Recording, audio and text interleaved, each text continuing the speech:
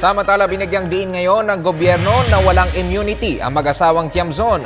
Ayon kay dating Government Peace Panel Chair Alexander Padilla na nakipagnegosasyon sa National Democratic Front, hindi kabilang sina Benito at Wilma Tiamzon sa listahan na may mga safe conduct passes sa ilalim ng on Safety and Immunity Guarantees o JASIG.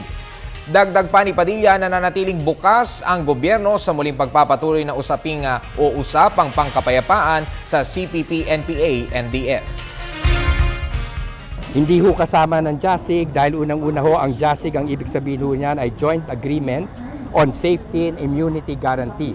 Ngayon, nagbibigay ka lang ho ng Safety and Immunity Guarantee sa mga taong nakikipag-usap o nakikipag-negotiate sa iyo ng kapayapaan. No? At kung hindi ka nakikipag-usap ng kapayapaan, walang dahilan na magkaroon ng JASIG protection.